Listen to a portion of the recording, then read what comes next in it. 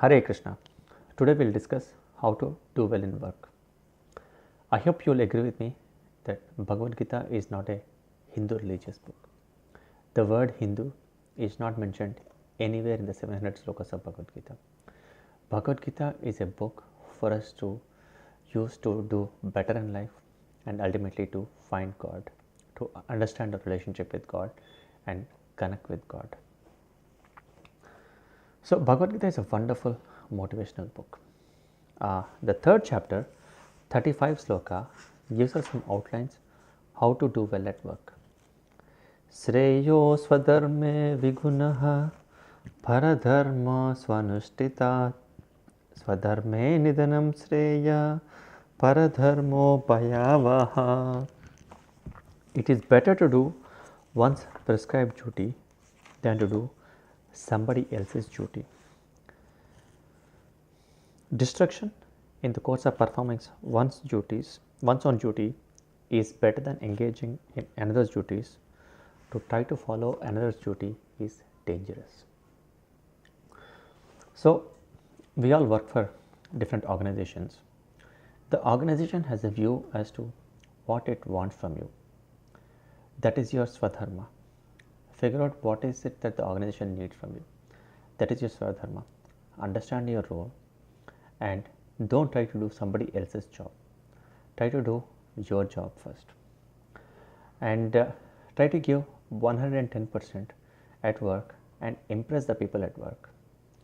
We are trying to use Bhagavad Gita in our life, and if somebody is using Bhagavad Gita, their work should be the best, because Bhagavad Gita is a technology to make us better. There is no better psychology, there is no better mind control book than Bhagavad Gita. If you are using Bhagavad Gita, then we should do better than everybody else. So just try to get better at work, both from a material point of view and from a transcendental point of view in terms of meditation, so that you do well at work. This is a sloka in Chaitanya Charitamrita. Actually, I am a devotee of Lord Chaitanya. He spoke something called Siksashtakam. This is in Chaitanya Charitamrita, third book, which is Antya Leela, 20th chapter, 21st sloka.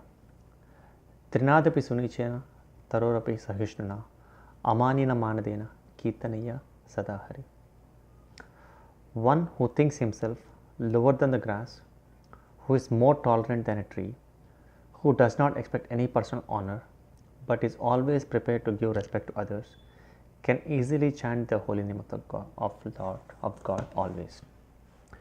Actually, this principle of being as humble as a blade of grass and as tolerant as a tree and preparing to give respect to others is a wonderful principle to follow in corporate world. Instead of trying to enjoy the perks of corporate world, try to serve. That's a better principle. For example, in one of my jobs, it was a very tough job because the environment was very tough and our boss was very tough. And one of my colleagues, he is a, I think he was an MIT PhD, very well educated. He was chief technology officer for a company and very stellar credentials. And he and I were peers in the at workplace. And our customer was unhappy with our product. And instead of trying to understand why the customer was unhappy with our product, my colleague was just arguing with the customer and the customer side boss, saying, hey, this and that. And ultimately, the relationship between us and the customer had worsened. See, when somebody is complaining about us, there is some amount of truth in what they are saying always. The truth may be 0.01% or it may be 99%, but the truth is somewhere between these numbers.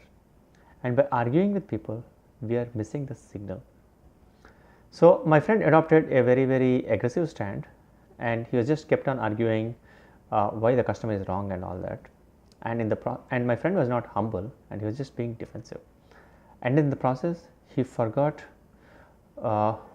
he forgot to understand what the customer was trying to teach. I kept my calm, and I was trying to be as tolerant as a tree, and as humble as a blade of grass to understand where the customer is coming from. My friend did not do that, and my friend ended up losing the job. This was, and he's an MIT PhD and very, very highly educated person, very, very successful person, lots of experience, this and that. So that is one eye opener for me, saying, hey, you know what, me following meditation program, spiritual program, me chanting Hare Krishna for 2 hours a day, it made me more calm, that I could withstand the ups and downs of life much better.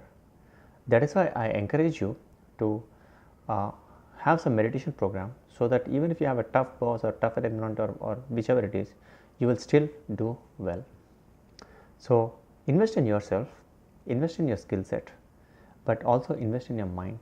Your most important instrument is the mind, and there is no better instrument you have. Understand psychology, understand your boss, understand what the organization is looking from you, and please set up a one-on-one meeting with your boss once every 2 weeks to make sure that your boss is getting what he needs from you. Maybe send a daily status report so that you and your boss are always on the same page. Whenever you have a meeting, before that, take half an hour off before any meeting and write down on a piece of paper what you are going to say and what the potential questions are going to be and what the potential issues are going to be, and be prepared. Or maybe after your meditation or something, or maybe on your commute or something, just write down what the issues at work today could be, what do you need to deliver, and what do people need to deliver for you, because you're working as a team. Always write it down and then check box at the end of the day. For example, Vikram Pandit, who was the head of Citibank for I think 5 years, and Citibank is the biggest bank in the world. Vikram Pandit is a Brahmana. So Brahmanas are very intelligent, they can rule the biggest bank in the world. He wrote down what his expectations from people were and what he had to deliver each day, and he tallied at the end of the day. That was the secret of his success. Today's workplace is very, very competitive. Sometimes people who adopt spiritual path, they say, oh, Krishna will take care of it, I'll depend on Krishna. It's good to depend on Krishna, but you have to give your 110% as if everything depended on you. Arjuna did not stop working hard because Krishna was his charioteer. In fact, Arjuna worked as hard as Karna. So yes, you are God conscious, yes, you are trying to read Bhagavadgita. Don't offload your pains to God. God has a bigger problem, which is his children are just fighting over small things. Let God worry about his things, and try to do job as well as possible. Arjuna was completely focused on his job. You should be completely focused on your job too.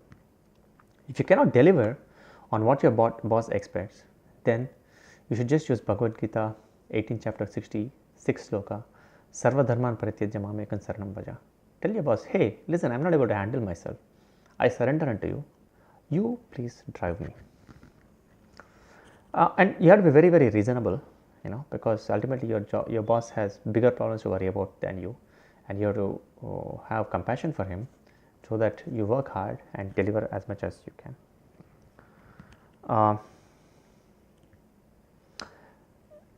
See, we should not neglect our careers, and since we are reading Bhagavad Gita and all these things, the whole world should look up to us. So it's very important for us to invest in ourselves, to invest in our technology, to invest in our skills, and deliver on it, so that the world will look up to us. In the process of working, don't work too hard, don't kill yourself, work more intelligently. Outthink your boss, outthink your peers, outthink your customers, outthink the people whom you work with. Try not to work more than 8 hours a day, especially if you are in IT. Anything which you do after 6 to 7 hours is basically junk. Raise your level of thinking, raise your level of intelligence of the organization and the customer's problems. Also make work a fun place to do it. I actually take a lot of prasadam from temple to workplace, and my friends appreciate it. I don't do it so much to manage workplace or anything. I do it because I enjoy doing it, and my colleagues also enjoy taking the prasadam. I'm a servant of God, and by doing this, I take some spiritual energy with me to my workplace, and that energy also translates to into a better workplace and better relationships with people, uh, and overall better productivity for everybody. Try not to ask too many questions to people. Try to figure out the answers to questions yourself as much as you can. If you can't help yourself, then go, by all means, go take help. But otherwise, try to help yourself. Give people a reason to look up to you. Invest in yourself, invest in your skills. Be as humble as a tree, as tolerant. Be as humble as a blade of grass and as tolerant as a tree, and always give respect to everybody. Don't argue with anybody. Sometimes people get too vexed up and they fight on small things. Just look past these small things. Read Bhagavadgita, develop a higher level of thinking, develop a better perspective in life. Sometimes things may not go well for you at work.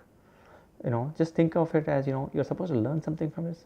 Maybe you're supposed to improve your technical skill set. Maybe you're supposed to work better with people. Maybe you're supposed to raise your level of thinking. Use everything as an opportunity to learn, and don't ever lose your tongue. Don't ever fight on small things.